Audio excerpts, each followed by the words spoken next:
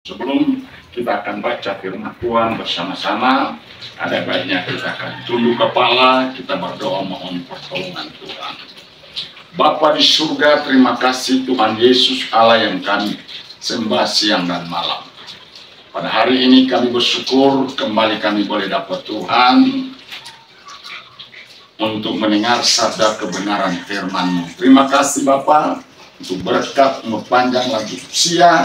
Terima kasih untuk berkat kesehatan sempurna. Biarlah Tuhan pada hari ini kami akan siapkan hati pikiran kami, akal budi kami, jiwa roh kami untuk dapat Tuhan terfokus kepada firman Allah. Karena firman-Mu itu adalah kekal selama-lamanya. Langit dan bumi akan lenyap, tapi firman-Mu itu kekal selama-lamanya. Firman-Mu itu yang hidup, menghidupkan hidup kami.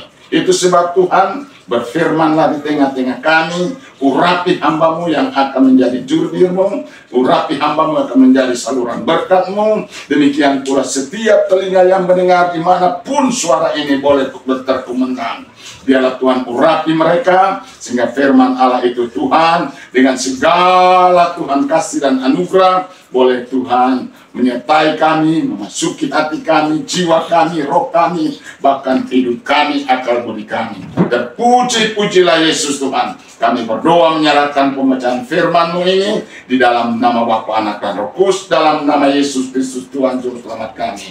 Haleluya, amin. Amin. Puji Tuhan, haleluya. Sekali lagi, shalom. Shalom. Puji Tuhan, pada hari ini kita akan melihat firman Tuhan bersama-sama. Terdapat di dalam kitab suratan Rasul Paulus kepada jemaat yang ada di Roma. Puji Tuhan. Dalam kitab Roma pasal pertama ayat 16 dan 17. Sekali lagi kita akan baca firman Tuhan bersama-sama di dalam kitab Roma pasal pertama ayat 16 dan ayat 17. Ya. Puji Tuhan. Rekop dari firman Tuhan pada hari ini, yaitu dikatakan Injil adalah kekuatan Allah. Puji Tuhan, haleluya. Kita baca bersama-sama hitungan ketiga sampai 1. 3, 2, 1. Sebab aku mempunyai keyakinan yang kokoh dalam Injil.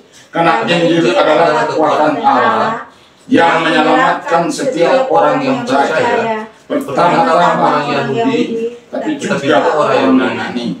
Sebab di dalamnya nyata kebenaran Allah yang bertolak dari iman memimpin kepada iman, seperti ada tertulis, orang benar akan hidup oleh iman. Puji Tuhan, haleluya. Luar biasa firman Tuhan pada pagi hari ini. Haleluya. Ternyata di dalam Injil ada kekuatan Allah tersimpul di dalam iman percaya kita. Puji Tuhan, Bapak Ibu, saudara-saudara yang dikasihi oleh Tuhan, kita akan melihat bahwa di dunia ini tidak sedikit orang yang mencari kekuatan. Ya. Untuk apa kekuatan itu? Kekuatan itu semata-mata untuk kehidupan hari ini, bahkan mungkin hari yang akan datang. Ya. Sehingga sampai orang mencari kekuatan itu melalui penyembahan kepada berhala. Pergi ke gunung-gunung untuk mencari kekuatan daripada, yaitu menurut orang di gunung ada kekuatan.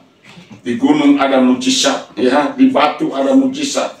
Bahkan sampai orang bisa yaitu membuat sebuah patung disembah karena di dalamnya ada kekuatan. Ternyata sudah dikasih oleh Tuhan, firman Allah pada hari ini nyata bahwa benar kekuatan tidak ada di mana-mana. Kekuatan tidak ada di gunung, kekuatan tidak ada di pohon-pohon, kekuatan tidak ada di patung-patung yang disembah oleh orang, kekuatan tidak ada di batu-batu, tapi ternyata kekuatan hanya ada di dalam Injil itu. Amin. Karena Injil itu adalah kekuatan Allah. Jadi luar biasa. Sebab mari hari ini bagi kita setiap orang yang percaya, bagi orang yang beriman kepada Yesus Kristus Tuhan, hanya di dalam Yesus Kristus kita memperoleh kekuatan. Ya. Kekuatan itu, saudara kasih oleh Tuhan, bukan yaitu kekuatan yang membawa kita kepada suatu kebinasaan, tetapi kekuatan yang kita peroleh itu adalah kekuatan yang membawa kita kepada keselamatan. Amin. Dan sekali lagi, kekuatan yang daripada Allah itu membawa kita kepada keselamatan. Kekuatan itu berupa power. Kekuatan itu berupa kuasa Allah yang akan bekerja di dalam setiap orang yang percaya kepada Tuhan, ya. Jadi setiap orang yang percaya kepada Tuhan, setiap orang percaya kepada Injil itu, maka dia akan mengalami yang namanya memperoleh kekuatan daripada Allah. Apa itu Injil? Injil itu adalah Kristus Yesus Tuhan. Jadi dalam Alkitab kita, dalam Perjanjian Baru, ada yang namanya Matius, Markus, Lukas, Yohanes. Itu 4 Injil. Dan di dalamnya menceritakan tentang pribadi Yesus Kristus dan pekerjaan Yesus Kristus. Bahkan di dalamnya ada pengajaran Yesus Kristus untuk membawa kita kepada suatu keselamatan kekal selama-lamanya. Luar biasa. Jadi itu sebab berbahagialah bagi kita yang hari ini mau percaya kepada Injil itu. Karena Injil itu adalah kekuatan Allah.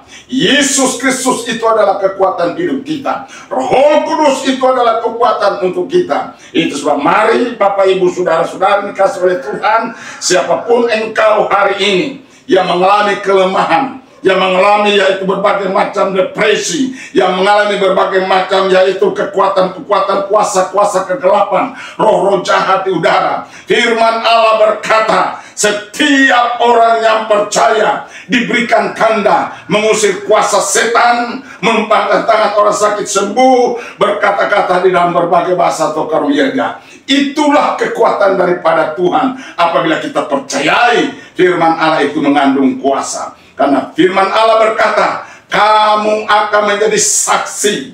Ya, kamu akan yaitu memperoleh kuasa dan dari tempat yang maha tinggi. Kuasa apa itu? Kuasa Roh Kudus. Dan Roh Kudus itu akan menyertai kita. Bukan 1 jam, bukan 1 detik, bukannya sesaat, bukan setahun. Tapi Alkitab katakan Roh Kudus itu akan menyertai kita hari ini sampai selama-lamanya. Amin. Luar biasa. Jadi kekuatan daripada Tuhan, kuasa daripada Tuhan itu akan menyertai saudara dan saya. Bukan 1 hari, tapi untuk selama-lamanya. Oh puji Tuhan. Itu sebab saya mempunyai suatu keyakinan yang kokoh. Saya mempunyai suatu keyakinan yang utuh. Bahwa di dalam Injil ada kuasa Allah.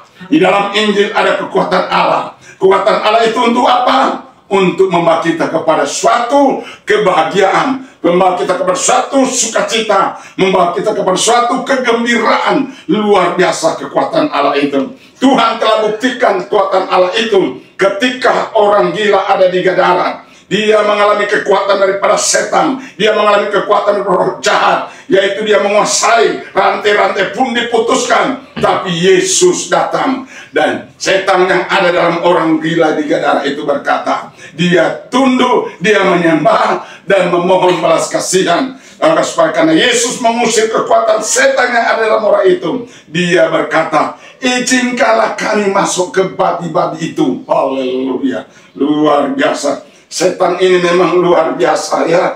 Doa setan didengar oleh Tuhan ya.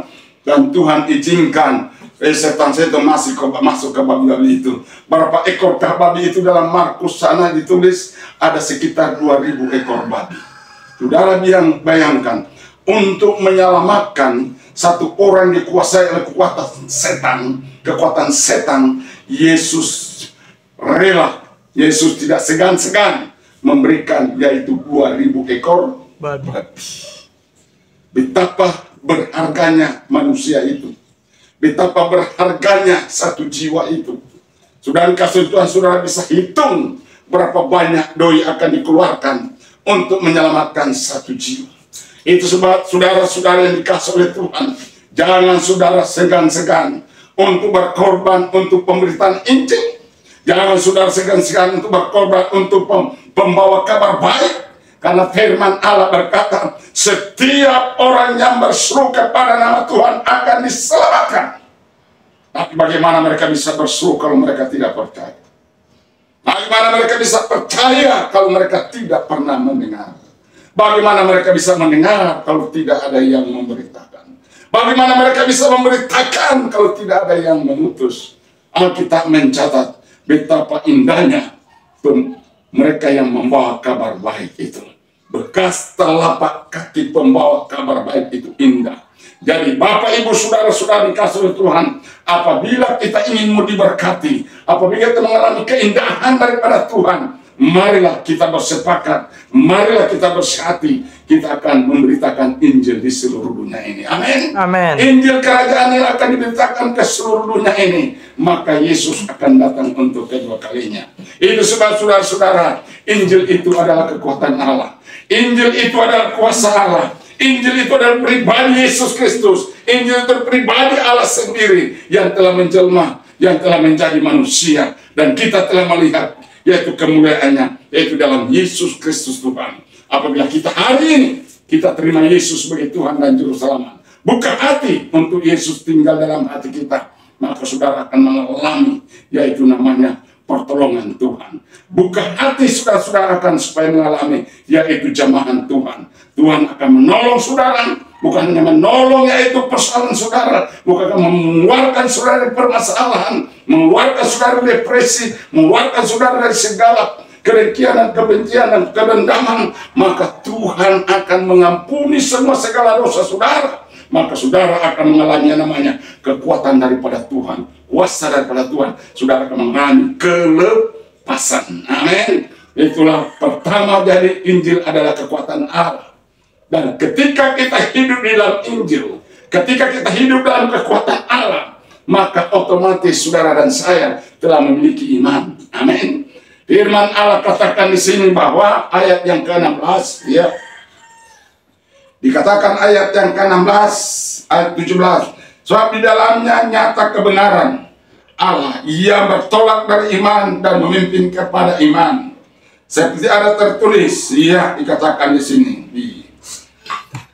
Orang benar akan hidup oleh iman. Puji Tuhan. Jadi orang yang hidup di dalam Kristus Yesus jadi inditik daripada kekristenan. Kalau kita mengaku Yesus Kristus sebagai Tuhan, kalau kita mengaku sebagai orang Kristen, maka kita harus percaya bahwa yaitu kekristenan kita adalah yaitu iman. Apa itu iman? Iman itu adalah pondasi bagi orang Kristen. Ya. Tanpa ada iman, tidak seorang pun dapat berkenan kepada Allah. Apa itu iman? Firman Allah berkata, berbahagialah mereka yang walaupun tidak melihat, tapi percaya. Jadi percaya dan iman itu ada suatu paket. Iya. Jadi iman itu adalah percaya sesuatu yang tidak kelihatan. Itu namanya iman. Sebab coba tolong dibaca, mama baca Ibrani pasal 11 ayat yang ketiga. Inilah hakikat daripada iman itu. Jadi iman itu adalah percaya sesuatu yang tidak kelihatan. Dan iman itu adalah sesuatu yang jauh sekali. Ya, tapi kita sudah percaya, kita sudah berimani, tidak yaitu sesuai dengan akal pikiran kita. Karena dikatakan di sini orang benar akan hidup oleh iman. Dari iman memimpin kepada iman, orang benar akan hidup oleh iman. Puji Tuhan, silakan. Demikian firman Tuhan. Bagaimana? Iman adalah dasar dari segala sesuatu yang kita harapkan. Iman adalah dasar dari segala sesuatu yang kita harapkan. Dan bukti dari segala sesuatu yang tidak kita lihat. Perhatikan, bukti dari segala sesuatu yang kita tidak lihat. Terus ayat 2. Sebab oleh imanlah telah diberikan kesaksian kepada nenek moyang kita. Ya. Karena iman kita mengerti bahwa alam semesta telah dijadikan oleh firman Allah, sehingga apa yang kita lihat telah terjadi dari apa yang tidak dapat kita lihat. Amin. Puji Tuhan, terima kasih. Saudara bisa bayangkan, dunia ini tadinya dalam keadaan kosong, tidak ada apa-apa sama sekali. Ya. Tapi dengan iman Allah berkata, jadilah laut, maka jadi laut. Jadilah burung-burung udara, maka jadilah burung-burung udara. Semua yang ada di kolong langit ini itu hasil daripada apa? Percaya, namanya iman. Jadi iman itu adalah sesuatu yang ada dalam diri kita selain kekuatan alam. Iman adalah merupakan suatu hakikat, yaitu pondasi hidup kekristenan. Jadi kekristenan itu tidak dilandasi apa yang dilihat. Kekristenan tidak dilandasi apa yang dia tahu. Kekristenan tidak dilandasi apa itu yang dia pandang, dia mengerti. Tapi kekristenan dilandasi dengan namanya iman. Iman adalah percaya sesuatu yang tidak kelihatan. Kalau kelihatan tidak butuh iman. Tapi kalau kita tidak percaya walaupun tidak melihat, itu adalah iman. Contohnya, contoh. Pelajaran mengenai tentang iman. Orang berkata bahwa Allah itu tidak dilahirkan.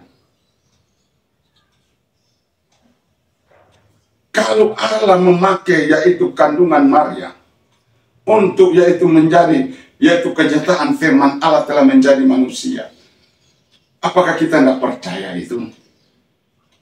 Itu sebab saya bersyukur tanggal Yesus lahir tidak dicatat, tahun Yesus lahir tidak dicatat, bulan Yesus tidak lahir tidak dicatat, hari Tuhan Yesus lahir tidak dicatat. Kenapa? Itu adalah bagian daripada iman. Membayangkan kalau tahunnya Yesus dicatat, bulannya Yesus lahir dicatat, tanggal Yesus lahir dicatat, hari Yesus lahir dicatat, jam Yesus lahir dicatat. Apa gunanya iman itu diberitakan? Sehingga semua orang akan memberhalakan hari, memberhalakan tahun, memberhalakan bulan, memberhalakan tanggal, sedangkan yang tidak dicatat aja sudah diberhalakan. Jadi saudara-saudara kasih oleh Tuhan, Taurat pun diberhalakan. Bayangkan itu, dijadikan suatu budaya, dijadikan suatu yang sebenarnya itu bukan daripada Tuhan. Taurat pun diberhalakan, patung pun diberhalakan. Yesus katakan jangan engkau menyembah patung, membuat patung, tapi manusia membuat patung. Katanya serupa, segambar dengan Allah. Saudara-saudara yang kasih oleh Tuhan, itu sebab iman kita ini harus perkokoh. Kita harus percaya sesuatu yang tidak kelihatan. Kita yakin bahwa Yesus sudah datang ke dunia ini. Amin. Amin. Kita harus tidak lagi akan dipusingkan dengan berbagai macam filsafat yang akan membingungkan kita. Bahkan dikatakan bahwa Yesus pun disebut sebagai, yaitu tidak disebut kalau bahasa Indonesia. Saya mengatakan kalau benar-benar yaitu Yesus lahir di Indonesia, firman Tuhan turun di Indonesia, pasti bahasa firman Tuhan, bahasa Alkitab, bahasa Indonesia, bahasa aslinya Indonesia. Tapi karena Yesus lahir di Timur Tengah, di Ibrani atau di Greka sana, maka sedang kasih oleh Tuhan bahasa Greka yang dipergunakan. Kenapa kita harus persoalkan masalah bahasa? Ini mengganggu iman banyak orang Kristen. Itu sebab mari kebenaran firman Allah itu harus sampai kepada kita. Orang benar akan hidup oleh iman. Jadi kalau kita percaya kepada Yesus sebagai Tuhan dan Juru Selamat, Dia adalah Allah. Kenapa kita harus terganggu? Oleh berbagai macam tafsiran-tafsiran. Kita ini korban tafsiran. Sehingga kita pecah menjadi begitu banyak organisasi, banyak berbagai macam agama. Kenapa? Karena akibat dari yaitu tafsiran. Firman Allah ditafsir dengan segala macam tetedenge, sehingga itu alasan karena yaitu filsafat demi filsafat. Sebenarnya Tuhan kita itu sangat sedih. Firman Allah berkata, hai engkau pembuat kejahatan, aku tidak kenal. Mereka akan berkata, bukankah kami memberitakan demi namamu? Aku menumpangkan tangan demi namamu. Aku mengusir setan demi namamu. Aku berbuat demi namamu. Yesus katakan, aku tidak kenal. Hai engkau pembuat kejahatan. Luar biasa. Hati-hati. Kita sebagai hamba-hamba Tuhan, jangan sampai kita terjebak dalam suatu filsafat yang menyesatkan. Tuhan kiranya memberkati kita. Jadi, kalau kita memiliki kekuatan daripada Allah, kalau kita memiliki iman di dalam Yesus Kristus, di kolong langit ini tidak ada nama di dalamnya, kita memperoleh keselamatan hanya di dalam nama Yesus Kristus. Amin. Amin. Puji Tuhan, kiranya firman Allah ini dapat membawa kita suatu keberkatan dan meningkatkan iman percaya kepada kita. Puji Tuhan, kita tunduk berdoa. Haleluya. Terima kasih Bapa di surga untuk firman Allah pada pagi hari ini. Kami percaya di dalam Yesus Kristus kami mendapat kekuatan yang baru. Di dalam Injil adalah kekuatan Allah. Kami tidak lagi dipusingkan dengan berbagai macam ajaran demi ajaran yang akan menyesatkan hidup kami. Tapi kami percaya di dalam Kristus Yesus kami memperoleh keselamatan. Di kolong langit ini tidak ada nama di dalamnya kami memperoleh keselamatan. Hanya di dalam nama Yesus Kristus Tuhan dan Juru Selamat kami. Terima kasih Bapa di surga. Terima kasih Allah Roh Kudus buat firman Allah pada pagi hari ini.